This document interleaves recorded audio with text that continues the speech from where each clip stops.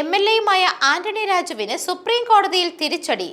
തൊണ്ടിമുതൽ കേസിൽ തുടർ നടപടിയാക്കാമെന്ന് സുപ്രീം കോടതി ഉത്തരവിട്ടു. കോടതിയുടെ പരിഗണനയിലുണ്ടായിരുന്ന തൊണ്ടിമുതലിൽ കൃത്രിമം കാണിച്ച പ്രതിയെ അന്ന് അഡ്വക്കേറ്റായിരുന്ന കാലത്ത് ആന്റണി രാജു രക്ഷപ്പെടുത്തിയെന്ന കേസിലാണ് കോടതിയുടെ ഉത്തരവ് വന്നിരിക്കുന്നത്.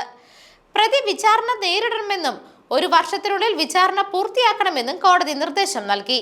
ആന്റണി രാജു അടക്കം പ്രതികൾ അടുത്ത മാസം 20-ന് വിചാരണ കോടതിയിൽ ഹാജരാകണമെന്നും സുപ്രീം കോടതി നിർദ്ദേശിച്ചു. ജസ്റ്റിസ് CT രവികുമാർ അധ്യക്ഷനായ ബെഞ്ചാണ് കേസിൽ വിധി പറഞ്ഞത്. അതേസമയം തൊണ്ടിമുതൽ കേസിൽ സുപ്രീം കോടതി വിധിയിൽ മുൻ മന്ത്രിയും MLA-യുമായ ആന്റണി രാജു മാധ്യമങ്ങളോട് പ്രതികരിച്ചു. തൊണ്ടിമുതൽ കേസിൽ തുടർ നടപടിയാക്കാമെന്നും വിചാരണ നേരിടാൻ പറഞ്ഞാൽ നേരിടുമെന്നും അതിലൊന്നും പ്രശ്നമില്ല എന്നും ആന്റണി രാജു പ്രതികരിച്ചു. വിധികൾ വരുമ്പോൾ നമ്മൾ അഭിപ്രായം പറയാറുണ്ട്. എനിക്ക് ഈ വിധിയെക്കുറിച്ച് യാതൊരു ആശങ്കയുമില്ല.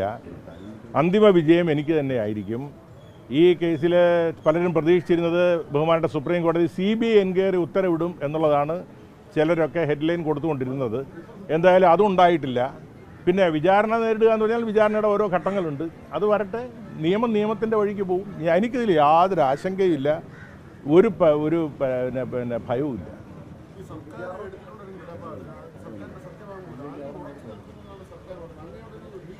അല്ലല്ലല്ല, അങ്ങനെയല്ല. നിങ്ങൾ മനസ്സിലാക്കേണ്ടത് ഉമ്മൻചാണ്ടി സർക്കാരിൻ്റെ കാലഘട്ടത്തിലാണ് ഈ കള്ളക്കേസ് എനിക്കെതിരെ രൂപപ്പെടുത്തിയെടുത്തത്.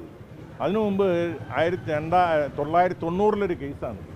90 മുതൽ 2006 വരെയുള്ള കാലഘട്ടത്തിൽ വിവിധ ഏജൻസികൾ അന്വേഷിച്ചല്ലോ. ഇന്റർപോൾ അന്വേഷിച്ചു, CBI അന്വേഷിച്ചു. അതിൽ ഞാനല്ല പ്രതി, വേറെയാണ് പ്രതി എന്ന ആ റിപ്പോർട്ടുണ്ടല്ലോ. ഇന്റർപോളും CBIയും അന്വേഷിച്ചിട്ട് കൊടുത്ത റിപ്പോർട്ടൊന്നും നിങ്ങൾ കാണുന്ന കോടതിയിലുണ്ടത്. അതിൽ പറഞ്ഞിരിക്കുന്നത് പ്രതികൾ വേറെയാണ്. AK ആന്റണിയുടെ കാലഘട്ടത്തിൽ അന്വേഷിച്ചപ്പോഴത്തേക്കും ഈ കേസിൽ ഞാൻ നിരപരാധിയാണെന്ന് കോടതിയിൽ റിപ്പോർട്ട് കൊടുത്തിട്ടുണ്ട്. കഴിഞ്ഞ 2006 തെരഞ്ഞെടുപ്പിൽ എന്നെ സ്ഥാനാർത്ഥിയായിട്ട് പ്രഖ്യാപിച്ചപ്പോൾ രാഷ്ട്രീയ വിരോധം തീർക്കാൻ ശ്രീ ഉമ്മൻചാണ്ടി അടിയന്തരമായിട്ട് പുനരന്വേഷണം ഉത്തരവിടുകയും ഒരു കള്ളക്കേസുണ്ടാക്കി കുറ്റപത്രം കൊടുക്കുകയാണ് ചെയ്തത്. ഇതിൽ തന്നെ CBI എൻക്വയറി വേണമെന്നുള്ള നിലയിലേക്കാണ് സുപ്രീം കോടതിയിലേക്ക് ആദ്യം ചർച്ചകൾ നടന്നതും ചിലരുടെ ആവശ്യം ഉന്നയിച്ചതും. അതെന്തായാലും സുപ്രീം കോടതി അംഗീകരിച്ചില്ലല്ലോ. അപ്പോൾ വിചാരണ നേരിടണമെന്നുള്ളതാണ് സുപ്രീം കോടതിയുടെ വിധിയെങ്കിൽ വിചാരണ നേടുന്നതിന് എനിക്കൊരു ഭയമില്ല. കാരണം നിയമത്തിൻ്റെ വഴിക്ക് പോയാൽ ആത്യന്തികമായ വിജയം എനിക്ക് തന്നെ ഉണ്ടാകും. നല്ല ആത്മവിശ്വാസം എനിക്കുണ്ട്. അതല്ലല്ല, നിങ്ങൾ മനസ്സിലാക്കേണ്ടത്, അതായത് ഒരു സർക്കാരിൻ്റെ കാലഘട്ടത്തിൽ കൊടുത്തിരിക്കുന്ന റിപ്പോർട്ടിനെതിരെ മറ്റൊരു സർക്കാർ അതിനെ ഖണ്ഡിച്ചുകൊണ്ട് പോലീസിന് കൊടുക്കാൻ സാങ്കേതികമായി നിയമപരമായിട്ടുള്ള ബുദ്ധിമുട്ടുകളുണ്ട്. കാരണം ഒരു കോടതിയുടെ മുമ്പിൽ തന്നെ സർക്കാരൊന്നാണല്ലോ. മാറി ഭരണത്തിൽ ആളുകൾ മാറി വന്നാലും സർക്കാരിൻ്റെ ഭാഗത്തു നിന്ന് എടുക്കുന്നൊരു നിലപാടിൽ ആ ഫയൽ ചെയ്ത പോലീസ് ഡിപ്പാർട്ട്മെൻറ്റിന് അതിൽ ഉറച്ചു നിൽക്കേണ്ടി വരും. അതിലെന്താ ആശങ്ക?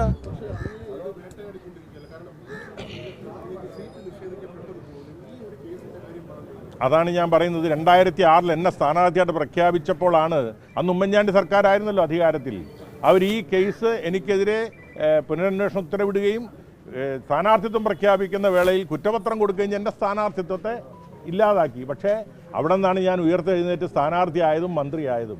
അതുകൊണ്ട് ഇത്തരം ഇതിലൂടെ എല്ലാം കടന്നുപോയ ഒരാളാണ് ഞാൻ. അതുകൊണ്ട് എനിക്കൊരു ഭയവുമില്ല. ഇതുപോലുള്ള പ്രതിസന്ധികളാണ് എന്നെ കൂടുതൽ കരുത്തനാക്കിയിട്ടുള്ളത്. അതുകൊണ്ട് ഇത് എൻ്റെ മുന്നോട്ടുള്ള പ്രയാണത്തിൽ, പൊതുപ്രവർത്തനത്തിൽ ഇത് യാതൊരു വിധത്തിലുള്ള കുറവുണ്ടാക്കില്ല. കൂടുതൽ എനിക്ക് ശക്തിയും കരുത്തും പകരുകയുള്ളൂ. News desk.